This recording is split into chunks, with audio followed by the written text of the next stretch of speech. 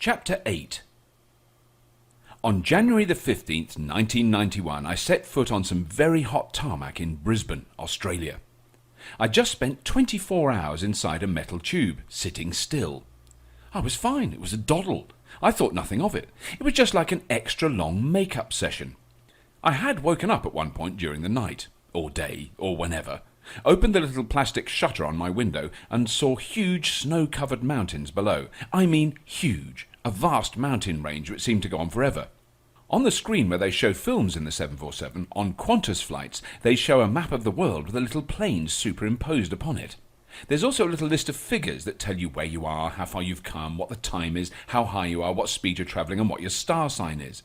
I looked at the map and saw that we were over the Himalayas. I looked out of the window again, eager to work out which one was Mount Everest. I didn't stand a chance. Every mountain I saw was massive, snow-peaked and cloud-piercing.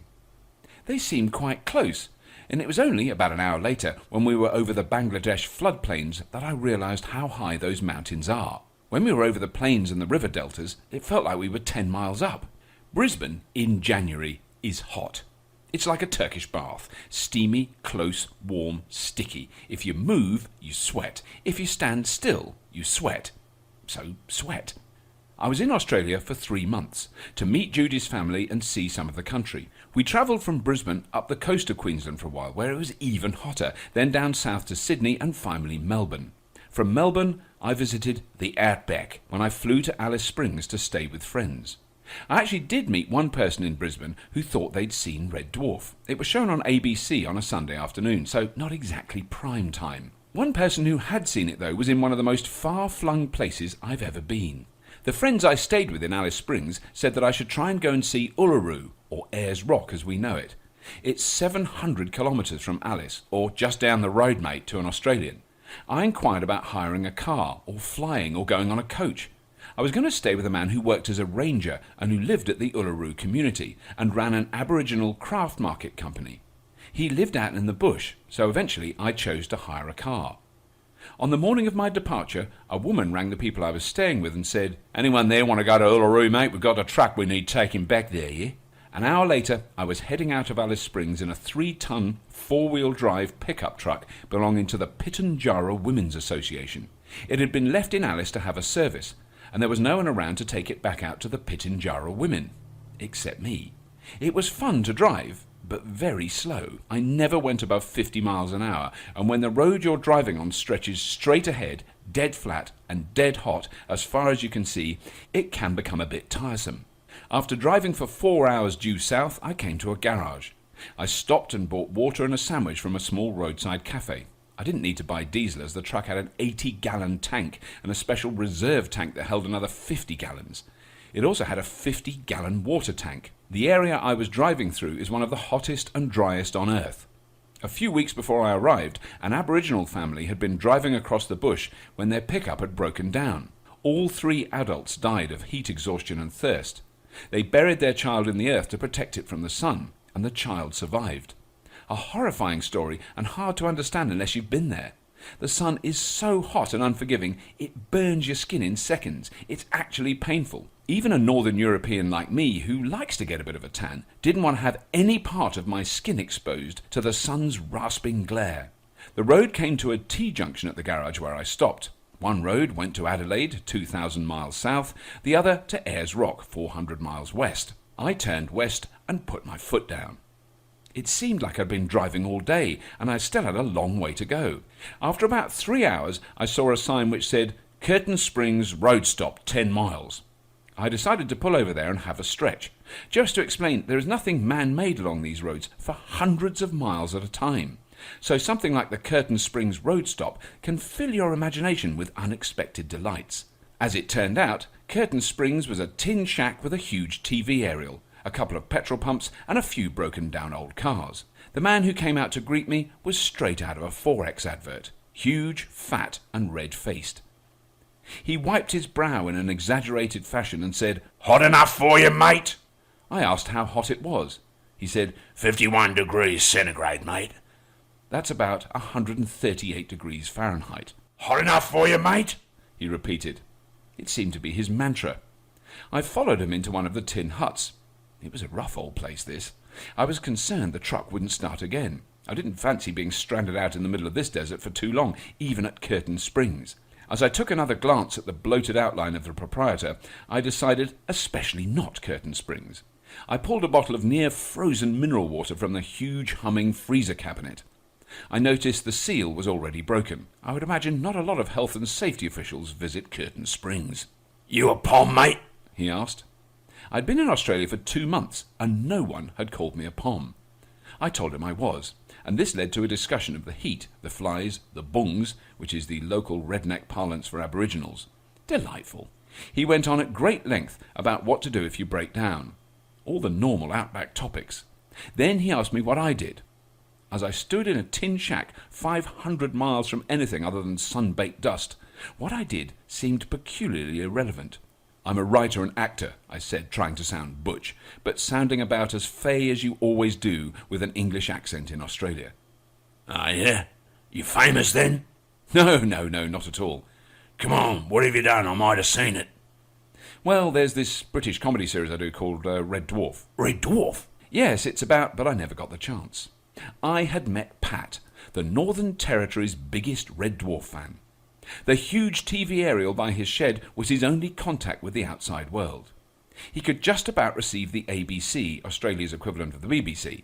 On Sunday afternoons, his wife, who I never met, had to man the pumps while he sat back and watched the programme. Never miss it, mate, you smeghead. I left Pat and Curtin Springs and the flies and the heat and drove for another 6 hours, dead flat, dead straight, dead hot. Suddenly the road had a slight bend, and I caught sight of this magnificent red lump. After all those hours of flatness, Ayers Rock just traps the eye.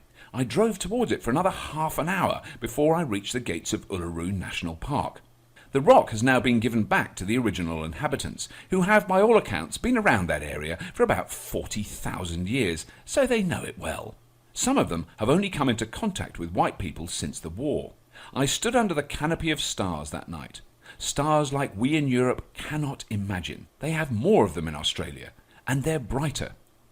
The rock seems to glow at night. It really is the most remarkable natural object I've ever seen.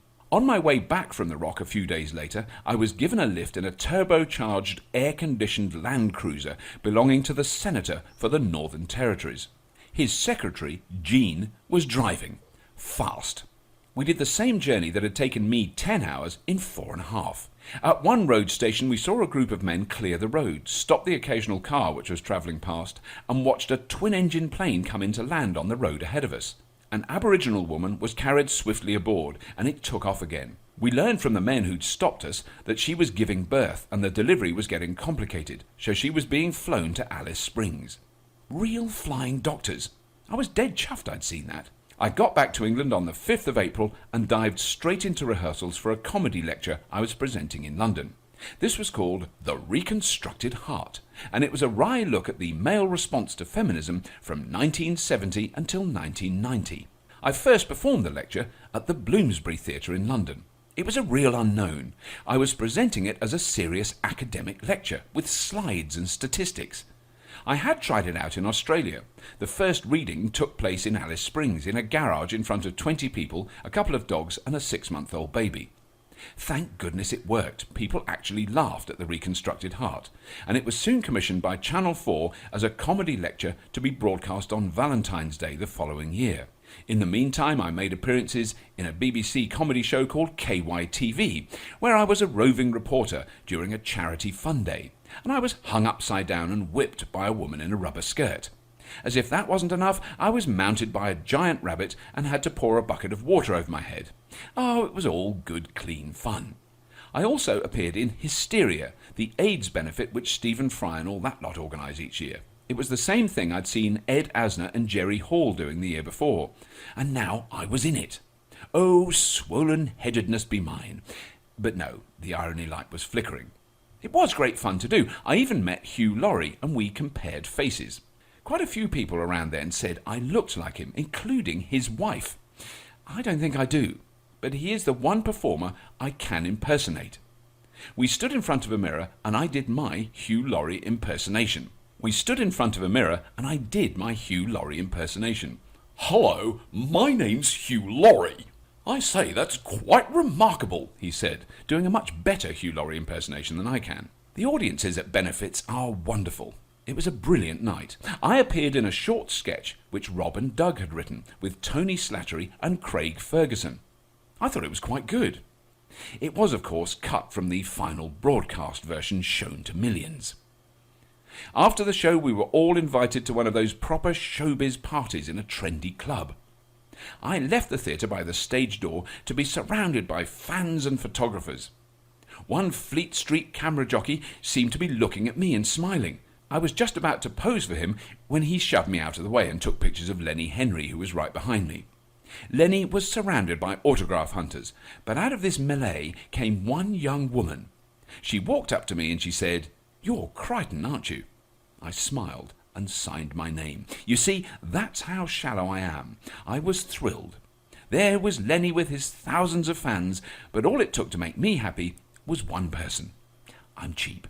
I went to the party in a people carrier with Ed Bye and Ruby Wax. Ruby smiling for all the Fleet Street photographers who were hammering on the windows. It was very glamorous. Well, for me it was very glamorous. For them, it was a run-of-the-mill day, I expect. The party was jam-packed with celebs and media people. It was very funny. Media people are always tall, always attractive, and always dressed in black. Celebs are instantly recognisable and always scruffy, unshaven, and wearing all manner of raggy old clothes. I may not have been instantly recognisable, but I had the right kit on. I can't dress smartly no matter how hard I try. Of course, Stephen Fry was very charming and friendly, as was Hugh Laurie. Now, I admit I have a bit of a chip on my shoulder about Oxbridge people. I say a bit of a chip. It might better be described as a sizable chain of fish and chip emporia. I lived in Oxford for 2 years when I was young and worked in restaurants, serving up-and-coming BBC executives, members of Parliament, leading civil servants, and members of the Bullingdon Club. They all treated me like shit, and they believed they ruled the earth, which they more or less do. I do sometimes rant and rave about Oxbridge people and their incredible privilege in this country, their natural feeling of superiority and self-confidence. Of course, many of them are very intelligent and they work very hard to get to Oxbridge, but it has to be remembered that you can buy your way in. The colleges deny it, but believe me, it happens all the time. Alexei Sale once said he doesn't want to meet the people he hates because he knows he'll probably really like them and get on with them really well. I never hated Stephen Fry and Hugh Laurie, but I always viewed what they did with a slightly jaundiced eye. I always believed they got where they did because they knew the right people, the people who ran the BBC. Of course, they did know them because they went to the same university, but they also happened to be incredibly talented. The whole Oxbridge debate is a complicated one, but it's the one chip that I like to keep on my shoulder for a rainy day. It's stupid to say that the civil service, the government, the armed forces and the BBC are all controlled by Oxbridge-educated people. There are people from all walks of life, countries and backgrounds involved in those institutions. But go above a certain level in the hierarchy, and all of them, he said, polishing his chip, all of them are white, upper middle class and Oxbridge. They have a stranglehold on our society and culture which only a violent and bloody revolution would dislodge. I'm not about to start ethnic cleansing, so hats off to them, I say. Pip pip for Oxbridge, tra-la! In August, I flew to Edinburgh to perform at the Assembly Rooms. I was doing my comedy lecture, The Reconstructed Heart, there for 2 weeks. It was great to be back. I'd missed being there the year before. It was only minutes after getting off the plane, I was in the Assembly Rooms bar, swapping humorous anecdotes and laughing loudly. I'd only been there an hour when I had a very bad case of Edinburgh neck, craning every which way to see who was there, doing what, with whom. The show went very well in Edinburgh. It wasn't too tense, i.e. I didn't have to remember too many lines. Well, it was a lecture. I had a nice lectern in front of me with all my lines on. I gave up trying to remember a speech that lasted an hour and 10 minutes. It made life so much easier to have a quick glance every now and then. Proper actors would certainly not approve, but to be perfectly honest, I don't really care. Each day I tried new bits that I'd write the day before, scribble onto the script and present the next day. This is a really good way of trying out new jokes, some of which worked well and some died phenomenal deaths. I developed a question and answer session at the end of the show which really took off in Edinburgh and which I used in the televised version. Back in London, I did a special performance of the lecture at the Hackney Empire, a double bill with Sylvia Payne. Remember her? She was the Streatham Madam, who was jailed for running a house of ill repute, which was full of judges and police chiefs and MPs and civil servants. Oxbridge people, never mind. She was an interesting woman who did her own show about her life, some of which got made into films, Wish You Were Here and Personal Services. I also spent a day driving around in a taxi with Dawn French in the back. I was playing a cabbie in an episode of Murder Most Horrid. Dawn and I talked about setting up a special school where young men would be trained to be better lovers. She wanted to be the headmistress. While all this was going on, Red Dwarf 5 was brewing on the horizon. Was there going to be another series? Would I do it? Would any of us do it? The mystery and prevarication had now become a yearly tradition. I was also busy preparing for the reconstructed Heart for the television, meeting actors to play the study group, spending hours in front of huge computer monitors helping redesign all the comedy graphs and charts. Suddenly, everything seemed to be happening at once. While I was rehearsing the lecture, I had to learn the damn thing now, of course, we did the first read-through of Red Dwarf 5. The read-through is often the first time we all meet up again, sitting around a huge table with a massive pile of scripts in the middle. There's Chris Barry with his mobile phone, Craig is wearing a groovy new jacket, and Danny has a sweatshirt with the letters KMBBA emblazoned across the front, in lettering that looked like an American college sweater. I had to ask him what it meant, and he was very happy to tell me. Kiss my big black ass! Excellent, Danny. Hattie was wearing one of her stunning big red frocks. I was in sad old cycling trousers and a ripped T-shirt. "You look like a tramp, man," said Craig as he gave me a hug. "I know, I'm really sorry. It doesn't matter how hard I try. I'll never be smart." "Middle-class bastard," said Craig. The reading went well. Even I was reading better. Practice helps, I suppose. All I was doing at the time was learning lines and saying them over and over. If you do that enough, your brain goes to putty, but your mouth and tongue get a He-Man workout. After the read-through, Rob and Doug took me into their small annex office for a quick word. I thought, oh no, this is it. They've realised I'm crap, and they're giving me the Spanish Archer. Elbow. Sorry. "Tony Slattery has said he's happy to wear the mask and he won't complain." That was what I was expecting to hear. But no. "Bobby," said Rob, "we've just heard from Universal Television in Los Angeles that we're going to be making a pilot of a new Red Dwarf series for America in January, and they want you to play Crichton." "Oh," I said. "Wow." I don't think I said anything else past that point. I was so surprised at the whole notion. Doug explained that they were recasting the rest of the actors with Americans, but the producers in America really liked my performance and wanted me in it. My mood went from grim foreboding to swollen-headedness faster than a limp penis raises its purple helmet in a dirty bookshop. If you want to wash your ears out now, please do so. Rob and Doug asked me to keep the whole thing quiet, as nothing was that worked out, and they really didn't want to talk about it with the rest of the cast. I walked out of that office feeling fairly confused. Was this really going to happen? Was I really going to go to America and be in an American version of Red Dwarf? For the first time, I think I actually became aware of irony control. I could almost see the big red light flashing, the men with their clipboards recording readings, men with headphones flicking switches and giving concerned glances to the officer in control. "We have a very high irony reading on subject Llewellyn, sir. He could literally explode any moment." How come it could be possible for me to get an opportunity like this, only the opportunity meant I had to wear a rubber mask for even longer? I had to leave all those speculative thoughts to one side and get on with the job in hand. My comedy lecture. We recorded the reconstructed Heart at the Greenwood Theatre in London. It's where the Jonathan Ross show used to come from. The Greenwood Theatre is part of Guy's Hospital, and when you arrive there you wonder, why did a hospital build a theatre? Surely that's a bit odd. I asked someone who worked there, and this is the explanation, verbatim. "Someone died and left a lot of money to Guy's Hospital, saying it was to build a theatre. An operating theatre or a theatre. No one knew. They argued about it for years and eventually decided on a theatre. Now, forgive me, but I think that's a bit weird. If I left money to a hospital, I think I would have wanted them to build something useful for a hospital, like an operating theatre. If I left money to build a theatre, I wouldn't expect them to build a car park." My mum and sister and brother and all my friends came along to the recording, along with about 500 other people. It was very hard work, but I was quite proud of it. On October the 21st at 6:30 in the morning, I was sitting in a makeup chair in a location makeup lorry parked next to a huge disused pumping station just below a flyover in West London, having a new mask stuck on. I had a strange feeling of déjà vu. It wasn't that funny. We were using exactly the same location as the year before. I did have a new makeup woman though. Nina Gann was working with Andrea on my head. "You be nice to Nina, Robert," said Andrea as soon as I sat down. "I'm nice to everyone," I said. "Yes, but you do moan a lot. Nina doesn't want to hear you going on and on. Just try and shut up. That's what I mean about being nice."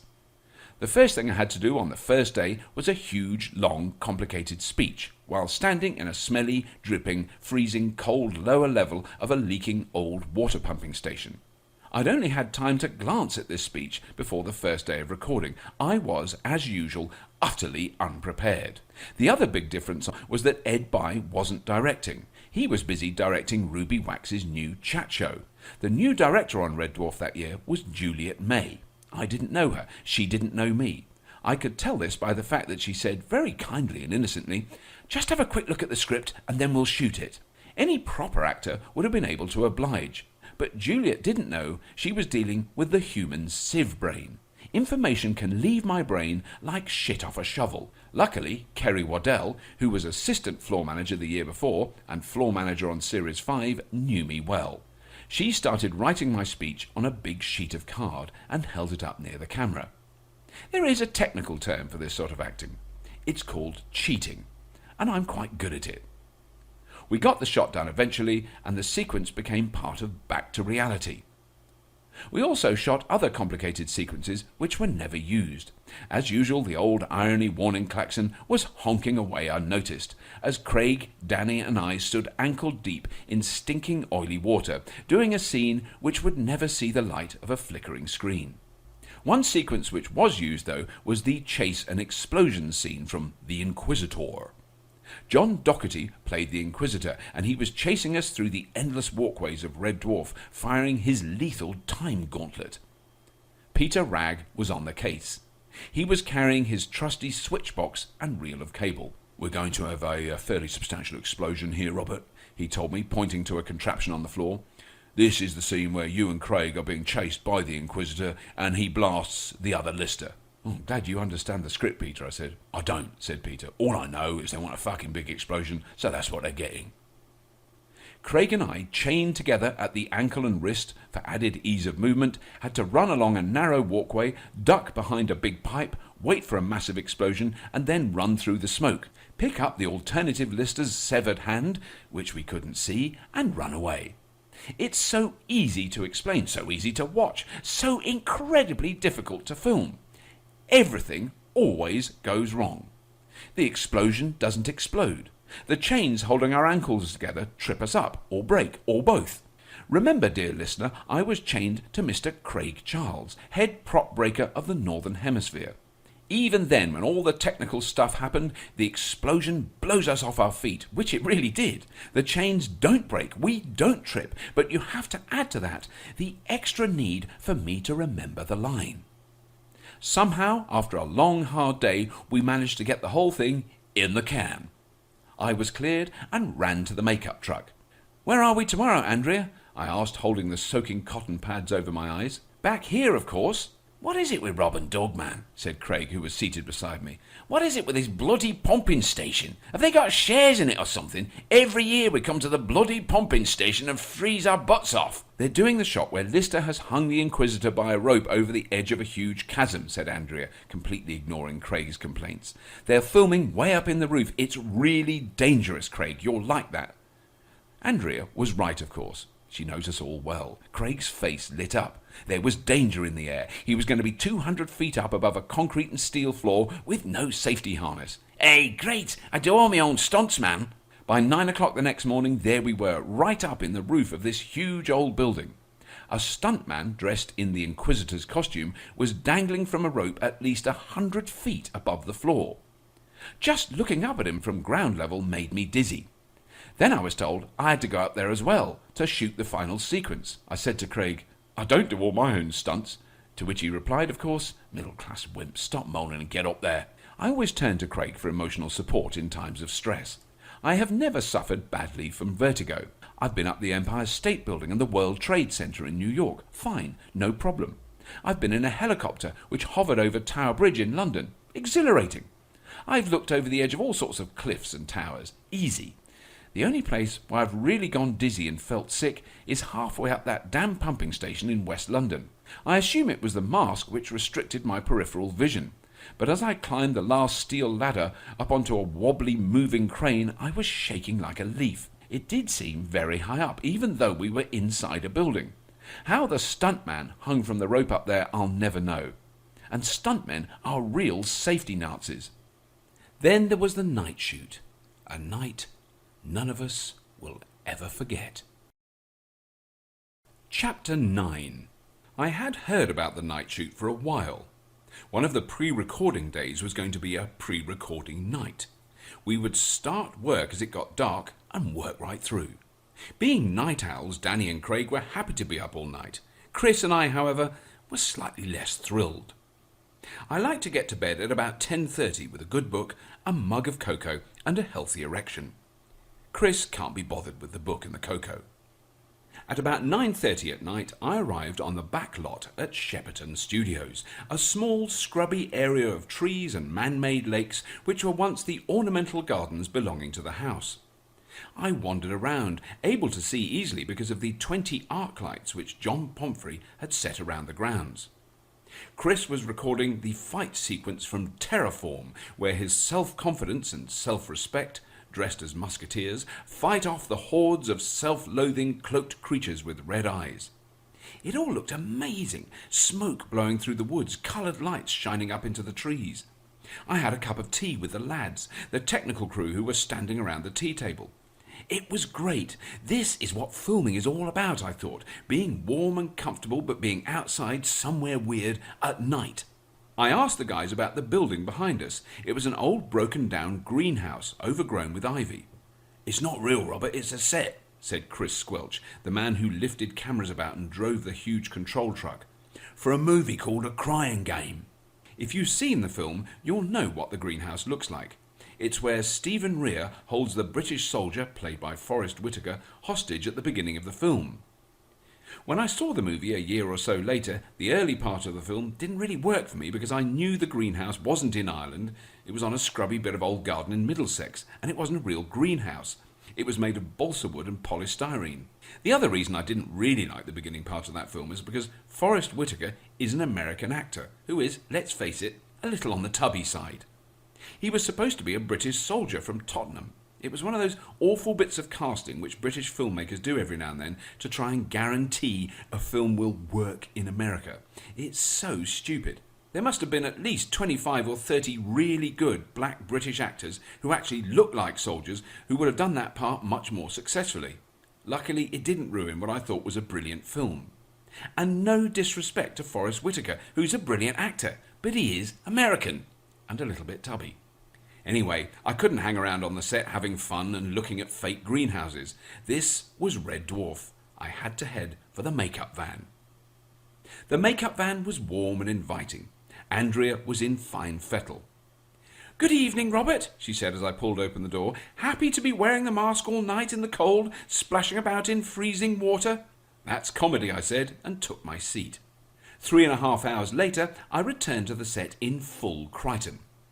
We recorded a lot of sequences for Terraform that night. Most of the events are lost under a film of exhaustion. Loviometer warning buzzer.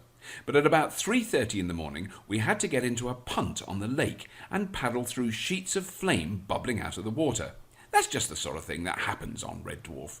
You suddenly realise that you're covered in rubber and plastic, sitting in a leaking punt on a lake in the middle of the night with Craig Charles and Danny John Jules, both of whom are in high spirits, and you can't swim.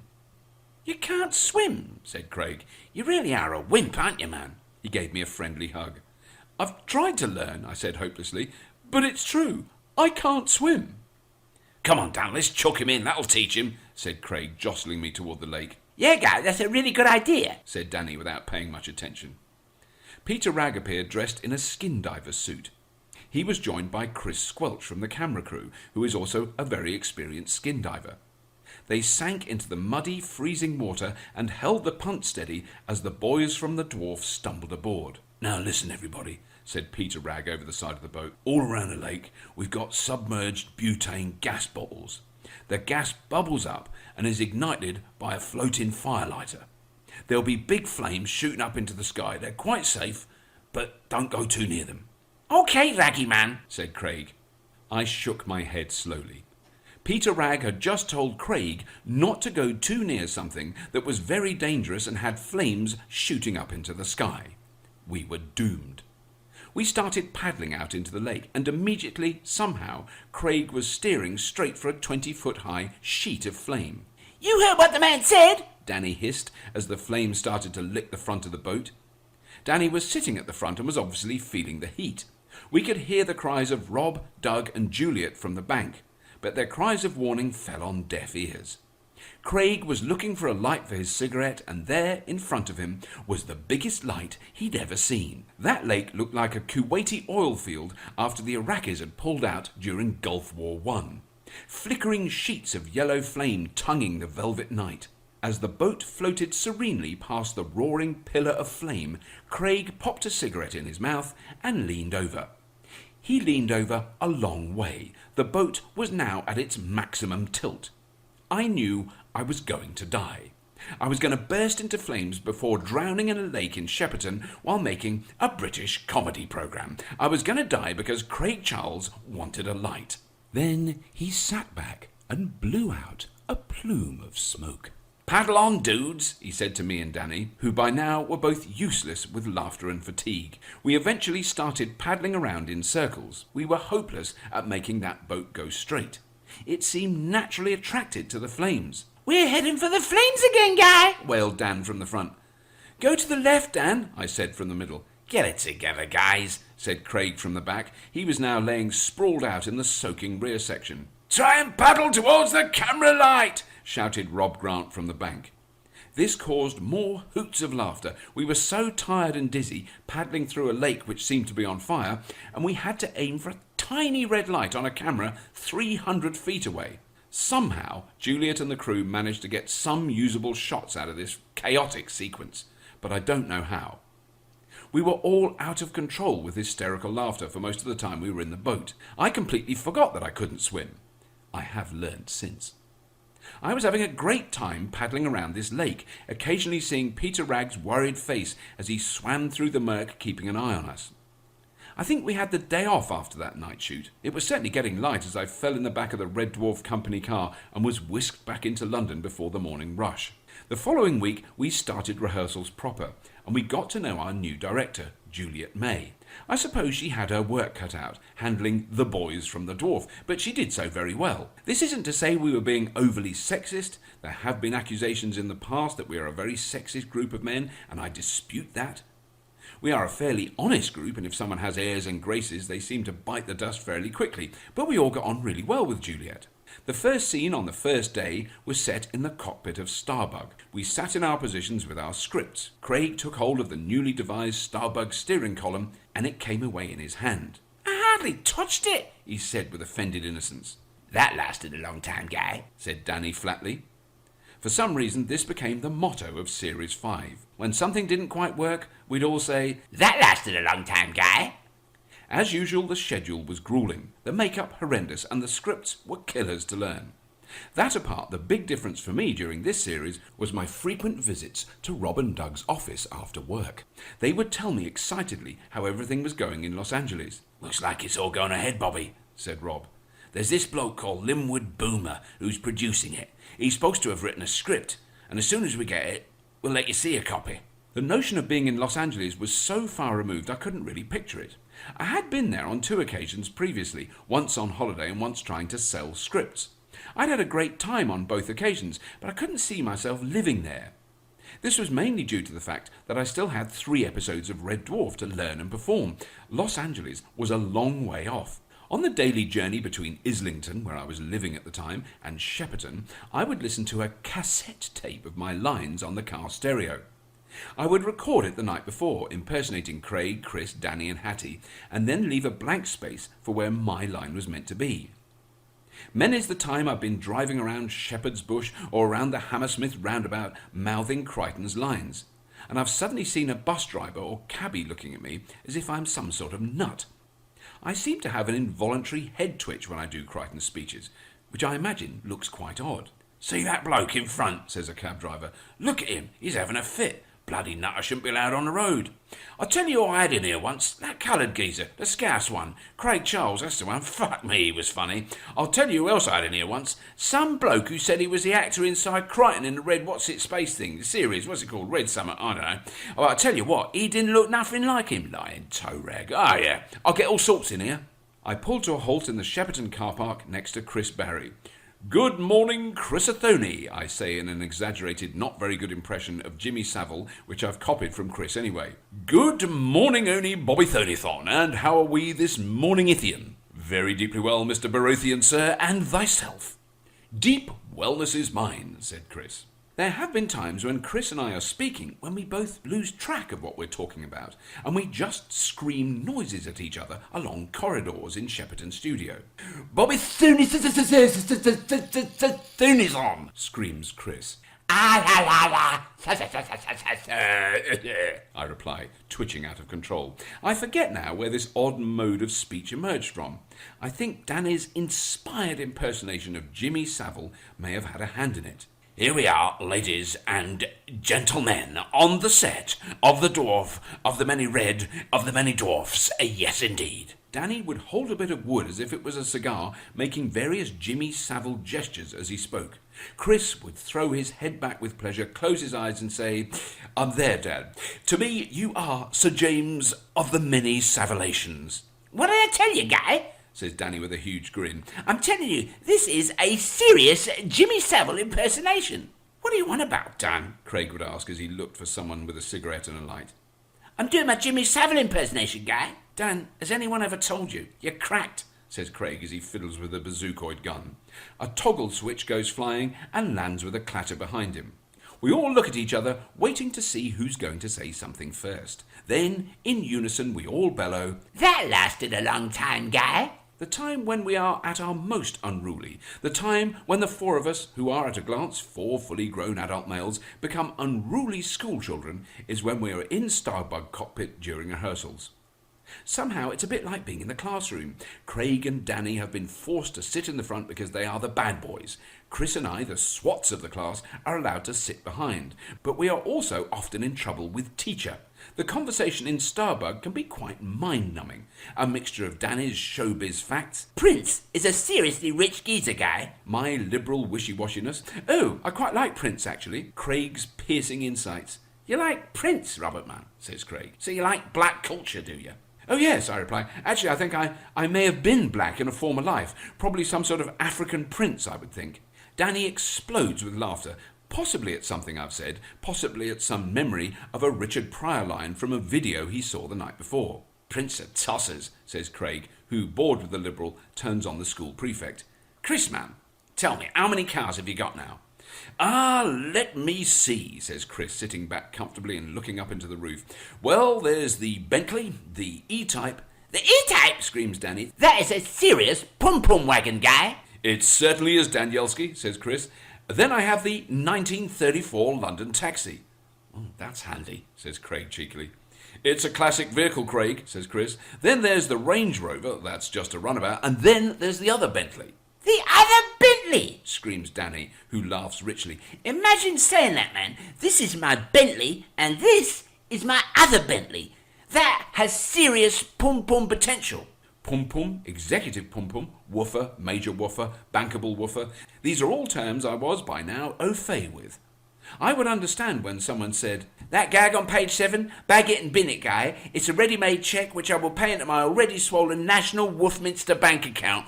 That means, roughly translated, the joke on page 7 is very funny. So funny, in fact, that I know it will get a laugh. It will be simple to achieve this laugh, and I will store that laugh in an imaginary laughter bank to call on in future when I do a joke which goes down the pan.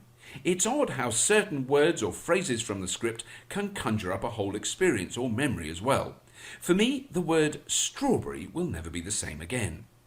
I always remember trying to learn the replicator speech from Demons and Angels. I did learn it, but that was only the half of it. Somehow this scene was a real pig to do. And when we originally shot it in front of an audience, something went wrong, and we had to do the whole thing again at a later date. I had to use tongs to pick up strawberries, place them on the replicator, and press a load of buttons. We would then get a good strawberry and a bad strawberry, as we would later get a good red dwarf and a bad one. For some reason, talking and holding tongs and remembering all the moves pushed me to the limit. I seemed to be forever picking up strawberries and moving them about. Craig seemed to be forever watching me with great interest, then eating the bad strawberry, which was full of maggots. "Hey, I eat all me own maggots, man." It was all a bit gross. I think Demons and Angels was another inspired bit of writing by the boys, but it was the hardest of the series for all of us. When we were playing the low or bad versions of ourselves, we all got different costumes and makeup. Chris was in a kinky stockings and suspender Nazi whip me fantasy, something he felt very at home in. Craig was dressed as a disgusting diseased pirate cowboy, and Dan had grown monster saber teeth. I, as irony control dictated, had an even hotter costume than normal.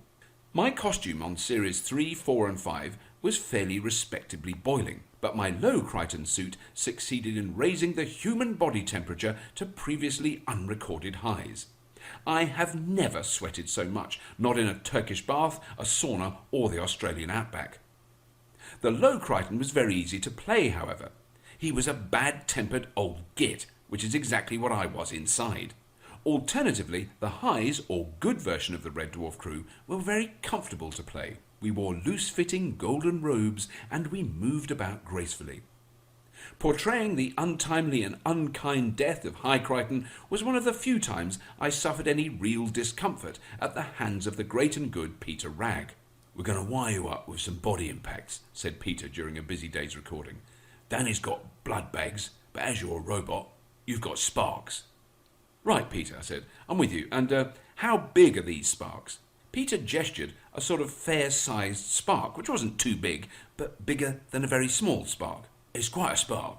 You'll feel it, but it won't hurt you." Fine, I said, nodding in a butch and confident way. Peter and the special effects team wired me and Danny up. We started the scene. When Danny's blood bag body hits went off, the camera crew, sound crew, and special effects team were all covered in blood.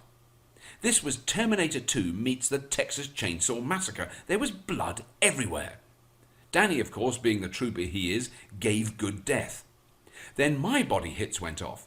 Big sparks, shooting 5, maybe 6 feet out in front of me. Bop, bop, bop on the chest. Bop, bop, bop on the stomach. And then one on the leg. Bop! Sudden pain. The one on the leg was attached to my long robe.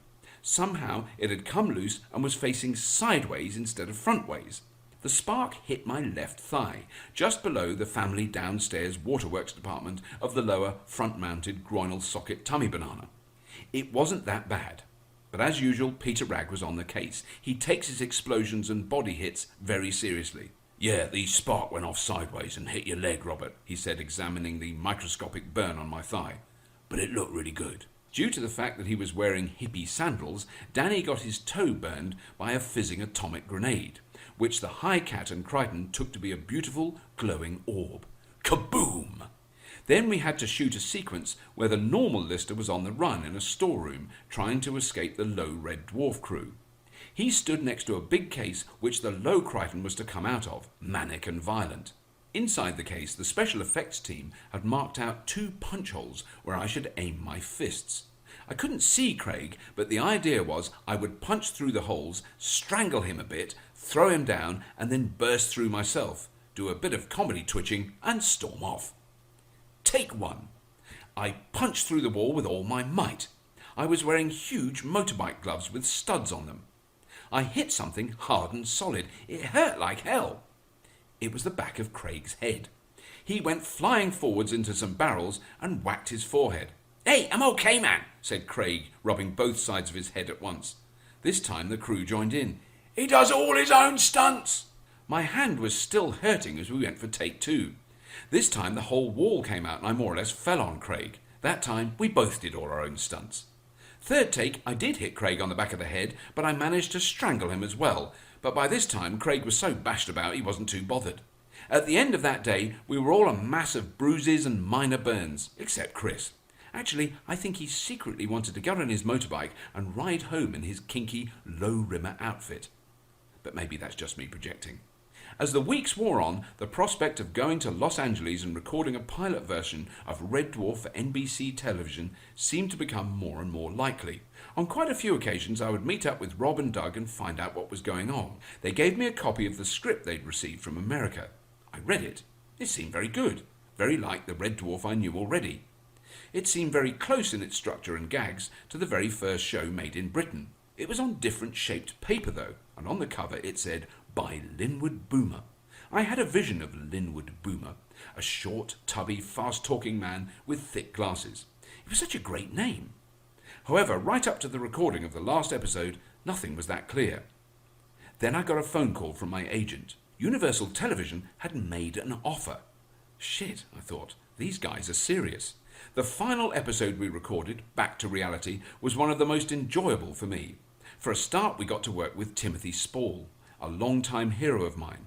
Not only that, but I got to wear loads of different costumes, including the legendary Jake Bullet from Cybernautics.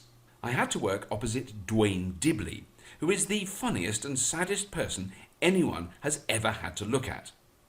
When Danny puts Dwayne's teeth in, I check my watch and give myself 10 minutes clear. Dwayne makes me laugh out of control until I cannot breathe. It was very hard for Crichton to keep a straight face when Dwayne claimed to be the Duke of Dork. One of my favourite lines is in this episode. The human brain, a massively complex system of neural networks, nerve clusters and grey squidgy stuff. An amazing ability to think, remember, record and create. When I'm in Red Dwarf, I have to remember a large number of lines. I find this hard. I get angry at home and I can't remember them. My brain revolts against the deluge of information I'm trying to force into it. Then a line like that comes along. And if those pen pushers at City Hall don't like it, they can swivel on this mid-digit until they squeal like pigs on a honeymoon. I only had to read that line once and I knew it. I never forgot it. I can still remember it now. What mechanism takes place in the human brain which allows a joke to stay in there and an explanation for time dilation to go in one eye and out of the other, never to leave so much as a skid mark on its way through the toilet pan of my mind? I'll never know. But it's certainly one reason why comedy actors love jokes. They're much easier to remember, although I have to admit I am terrible at remembering traditional jokes. I've never been able to do them. I start out well, but then it falls to bits. This bloke walks into a pub and... oh, no, he doesn't. He's already in the pub. Oh, no, wait a minute. Is it a cafe? Look, never mind. There's a man in some form of public environment. It could be an office. Let me think. No, then the punchline won't work, so it's got to be a pub. I can go on like that for hours. Then I forget the punchline, or I give it out too early. There was a moment in Series 5 where Rob and Doug used my rather odd line-learning technique in the show. It was during the final sequence of The Inquisitor, when Craig and I had frozen John Doherty, who was playing the Inquisitor, and I was having to remember what to do next, a confusing condition only experienced when time dilation is an issue. When we were rehearsing and I was on the edge of actually knowing my lines, the floor manager follows us around with a script. When I stumbled, I would say very fast, Don't tell me, I know it. Then I would go quiet for a moment as my brain's memory banks sorted through a load of old rubbish. Then I would say, What's the line? In the scene, I ask Craig what I say next. Then, before he gets the chance to answer, I say, Don't tell me, I know it. I think it's safe to say, however, that this is the only time I've had a direct influence on a Red Dwarf script. Come the pre-recording day for Back to Reality, Timothy Spall had a problem. He walked into the makeup room, smelt the rubber mask, and apologised and left. He came back a while later and explained that the year before he'd done a Christmas film for the BBC where he'd played a pig. I'd never seen it, but he told me he'd had to wear a full-face prosthetic mask every day, day after day, for 3 solid weeks. He found it very difficult to wear. In fact, he hated it, and he had vowed never to wear one again, no matter what. He was the only person I've worked with who truly understood what it was like. The final recording was great fun. We'd had to pre-record quite a bit, so there wasn't so much to do when the audience came in. This is great for us as we finish early, but not so much fun for the live audience who don't get to see so much. There was a party that night, but it wasn't like the normal end-of-run parties. wrap parties, as they're called in the trade. I can't say wrap party, though. It just doesn't sound right coming from my mouth. Wrap party. Are you going to the wrap party, Craig? I just couldn't do it. I'm not hip enough. The reason the party was a bit of a flop was that we all knew we had to be up at the crack of dawn the next day. We hadn't actually finished. We had one more day in the studio. Pickups, it was called. Picking up all the bits we'd failed to get during the previous 7 weeks. This wasn't surprising, as Red Dwarf is a fiendishly technically difficult show to make. I have had this fact underlined after working on other shows, which are so simple and easy in comparison. That last day in the studio was a real killer. It seemed all the hardest parts of the whole series had to be done again, and some bits we'd never done had to be made for the first time. The studio was hot, I was hotter, and the day seemed to go on and on. Everyone was tired, and towards the last shot of the last take of the last day, I reached my last corpuscle of patience. We were all standing in the Starbug cockpit, waiting to make an entrance into the rear section. We seemed to have been waiting for ages. The normal, hectic banter between us had fallen to the odd phrase of encouragement. "You'll be okay, man. One scene to go. Let's hold it together, guys." Suddenly, I shouted out loud, "Oh, for fuck's sake, let's get on with it!" Of course, with hindsight, it's clear how little this helps the situation. Every member of the crew was working hard, tired as they were, and were equally desperate to get the job done. But that day, my eyes were really painful. They were tired before I had come into the studio. Then to have to get up so early and have that much eye-irritating glue stuck so near your eyes can only be experienced to be understood. I don't recommend it to anyone. As regards knowing what prosthetics is like, George Orwell was right. Ignorance is strength. We got the last shot done. We were cleared. Everyone clapped and whooped. We'd done it. We'd made Series 5. Instantly, the studio turned into a lovey circus, everyone hugging and back-patting and congratulating everyone else. Then Craig had an idea. He got Rocket, the head cameraman, to line up a camera on my face. Then Craig got hold of my Crichton nose and started to pull, very slowly. Everyone was watching the monitors. Crichton's nose stretched and stretched. His whole face became a pink cone growing out of mine. I had been so hot, most of the glue on my face was completely gone. The mask stayed there out of force of habit. Eventually, the rubber gave way with a thwack, and Crichton's face was removed. I'm embarrassed about what happened next because I'm a man, and men aren't supposed to. It proves I'm a sissy and a wet wimp and a complete and utter lovey. I burst into tears. Craig put his arms around me and led me out of the studio. In the corridor, Chris gave me a big hug, as did Dan, and all I could do was blub. In my dressing room, Craig kept his arm around me until the sobbing subsided and turned into laughter. The worst thing was, I knew why I was crying, and I couldn't tell anyone. At that moment, it felt like I'd just been through a war with those 3 men. They had stuck by me hour after hour, through all the smoke and explosions and screaming and laughs, the bad tempers, the hours of waiting and learning lines and standing in the queue in the canteen. All that time, I knew that for some reason I had been chosen to go to America and make Red Dwarf there, and I hadn't told them. I felt like I'd cheated them. I felt like a heel. This is the interesting dilemma with middle-class guilt-ridden liberals like me. You can't be a guilt-ridden member of the bourgeoisie unless you've got something other people haven't got. Then you can feel guilty about it and think that all people should have what you've got. You think that, you believe that, but you don't give what you've got away. That's too difficult. That can only be done by a very few middle-class people, like Gandhi. So I was feeling guilty about going to America to be in the US Red Dwarf pilot, but I didn't say, no, I won't do it unless the others do it. It was a very difficult decision to make, and as Craig put his arm around me in the dressing room of Shepperton Studios on December the 8th, it was a decision I was still far from making.